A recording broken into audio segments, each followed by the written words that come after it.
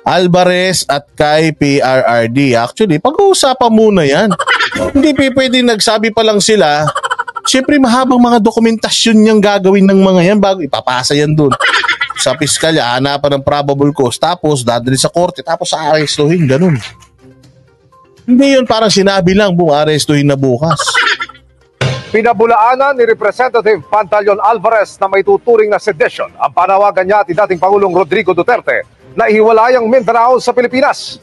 Kasunod yan ng pagkonsidera ng ilang opisyal sa Mindanao na magsampa ng reklamong sedition kina Alvarez at Duterte kung mauwi sa gulo ang panukala.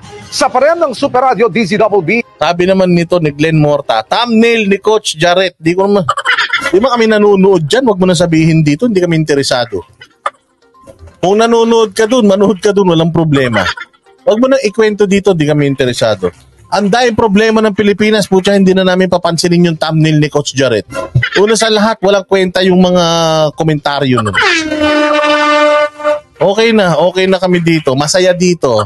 Yung balita rito, pinagtatawanan lang namin. Hindi kami masyadong seryoso. Hindi kami masyadong seryoso, di naman kami kilala ng mga yan.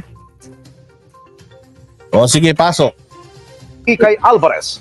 Sinabi ni Alvarez na pinag-aralan niya ito at hindi naman daw maituturing na sedisyon ang kanilang aksyon. Basean niya sa definition nito, kailangan ng tumultuous affair o magulong paggamit ng puwersa para nakuto anumang illegal para maituring itong krimen. Pero hindi naman daw sila nanggugulo. Bro, kailangan mo ng puwersa, kailangan kasi sedition rebellion, ganun yun. Nagre-rebellion pa putya, nakaupo lang sila dyan. Wala kang mga hawak na baril yan. Nakaupo lang sila dyan, tapos ayun, gusto namin humiwalay kasi bangag. Kasi ganito, ganyan, people's initiative. Yung anak, masyadong bata. Di ba? Paano mo sakasuhan ng sedition yan? Sa gitna niya, naiintindihan naman daw ni Alvarez ang pahayag ng PNP na binabantayan nito ang mga grupong nagsusulong ng secession sa Mindanao.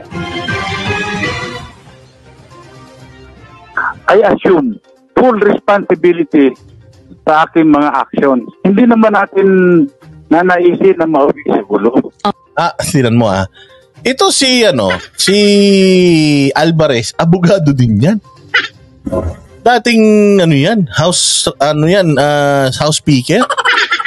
Masiguro tanga yan. Nakita nyo naman ang ayos-ayos naman nung nila doon, pagpapaliwanag nila, di ba? Kumbaga kinukumbinsi nila kayo na dapat tayong humiwalay na dahil loko-loko yung mga nasa gobyerno. Kung ayaw nyo, di wag, ganun lang yun.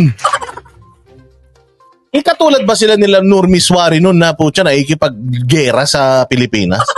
Hindi naman, nakaupo lang sila dyan. Wala naman silang tinatawag na, yung mga armadong tropa pits ko, kayo, lalaban tayo. Wala naman ganun.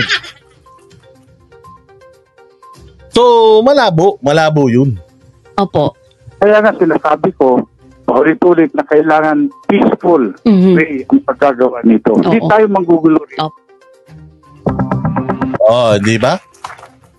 So, malabo yun according to Alvarez. Kasi, tinitingnan, kumbaga, opinion pa lang yun nung mag-ama dyan sa Hamigin. Opinion pa lang nila yun.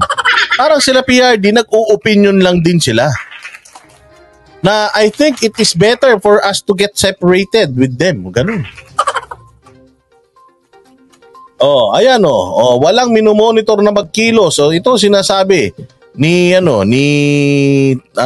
DILG Secretary Abalos. Ayan ang sinasabi niya. Pakinggan nyo. Wala naman daw silang minomonitor. Hindi naman daw pinatulan ni BBM yan. Papatulan niya yan. Hindi nga niya pinatulan yung ngagba siya paano niya papatulan yan? Anyways, pasok. Ni Pangulong Bongbong Marcos ang plano ni dating Pangulong Rodrigo Duterte na hiwalay ang Mindanao sa Pilipinas. Hindi nga yan nabanggit ng Pangulo sa pulong niya kasama ng PNP. Nasa frontline ng balitang yan, si Maricel Halili. Dedma si Pangulong Bongbong Marcos sa mga banta ni dating Pangulong Rodrigo Duterte tungkol sa Mindanao Secession o ang paghihiwalay ng Mindanao sa buong Pilipinas. Ayon kay Interior Secretary Benher Abalos, hindi nga ito pinag-usapan sa sectoral meeting ng National Peace and Order Situation sa Malacanang kaninang umaga. Wala eh. Parang hindi naman, So dead hindi na. naman pinatulan eh. Hindi naman pinatulan. Ganun. Let's put it that way. Kaya hindi nga pinatulan kasi nga idea pa lang yun. Wala na, idea pa lang, gusto nilang itry. Pero pwede naman manalo, pwedeng hindi. Wala naman silang karahasan na ipinakikita. Bakit kayo matataranta? Para kay Abalos, walang papatol sa panawagang secession ni Duterte. Ako naman sa tingin ko, sa lahat ng mga nakakita at nakikinig bilang Pilipino na lumaki tayo with Luzon, Visayas, Mindanao, I don't think may maano dyan may masusway Ito'y paglalabad, pagmamahal na sa bayan. Sabi ng DIL, Ay, Madam, si Ma'am, Cynthia Morta, sabi niyo, hoy, Boss Dada, bata lang yung anak ko, wag mo sigawan. Akala ko, sorry naman. Ising lang niya gamit ko, di pa yan butante. Nanonood siya kay Coach Jarit, sabi mo wag siya manood. Oh, Glenn Morta, wag ka manood kay Coach Jarit, wala ka matututunan dun. Cynthia Morta, mabuhay ka ha. Patawa naman ako dun. Oy, Pogi, wag ka manonood dun kay Jarit. Dito ka manood sa Banateros, marami ka matututunan dito. Matututunan mo habang bata ka pa lang, masarap kumain ng tumbong sa tundo. LG, wala pa naman silang namomonitor na anumang pagkilos para sa Mindanao secession sa ngayon. Umusbong ang banta ni Duterte tungkol sa paghihiwalay ng Mindanao dahil sa pagtutol niya sa isinusulong na People's Initiative. Banta dahil sa isinusulong na People's Initiative. At ang sinasabi ni PRD, hindi pa yan tapos. Kasi tinutuloy-tuloy pa rin yan ni Romualdez. Tuloy-tuloy pa rin yan. Yung COMELEC nag-back off lang pero tuloy-tuloy pa rin sila. Kaya yun sinasabi ni PRD, hanggat di namamatay yan, pucha, at mukhang magtatagumpay sila. Pag nangyari yun, gagawin ko lahat ng aking makakaya, ihihiwalay ko Mindanao. Ganun yung sinasabi niya. Hindi siya nang hikayat. Wala siyang hinihikayat ng mga tao na mag-alklas, mag-alsa sa bayan, labanan ng bayan para mahiwalay ang Mindanao. Walang ganun. Ayaw nga ni PRD ng gulo. Gusto nga niya siya lang nakikipag-away. Ayaw niya nga tayo. Para maisakatuparan ng charter change. Nang tanungin naman ng Philippine National Police kung magsasagawa sila ng loyalty check, lalo na sa Mindanao commanders. Kasama palagi ng trabaho niyan yung pag-check ng counterintelligence yan, kasama sa trabaho namin yan. And every commanders are talagang required, is part of their job. Now, my take is that when we took our oath as police officers or even in positions, part of it is in upholding the rule of law. Let's not go back to those days. Let's give peace a chance. Ina to mga hayop talaga naman yung mga leader natin. Let's give peace a chance. Kung ka nasa Vietnam War ba tayo, let's give peace a chance. Para loko-loko yung mga... Narinig nyo yung sinabi ni Hepe? Pucha, may masabi lang eh. Let's give peace a chance. Anak ng tinapay, wala kang nakikipag-gera ba si PRD? Wala naman. Ano yung let's give peace a chance? Pucha, baka makanta pa natin yung We Are the World dyan ah.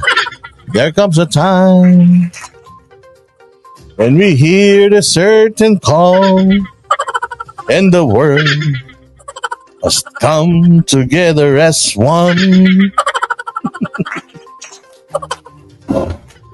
Tain na itong mga to. Parang mga loko-loko na talaga. Hindi ko maintindihan kung saan galing itong mga leader natin. Let's give peace a chance. May gera ba? Ay, nako, Diyos mio, animal. Pero sa ngayon, walang plano ang... Ito natin sinabi ni... Medyo natuwa ako doon sa sinabi ni Sir eh. Let's give peace a chance. Let's give peace a chance. Ulit. But let's not go back to those days. Let's give peace a chance.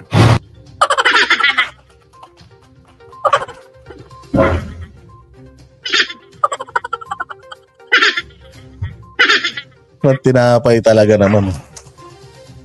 Wow, nako, Diyos ko. Saan ba nanggaling yung let's give peace a chance ni Hepe? Oath as police officers or even in positions, part of it is in upholding the rule of law. Let's not go back to those days. Let's give peace a chance.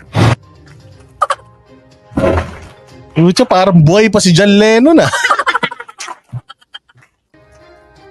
O yung mga na dyan, damatans na dyan. Let's give peace a chance. Let's give peace a chance. Kayo talaga Pero sa ngayon, walang plano ang PNP na manghimasok sa usapin ng People's Initiative o PI.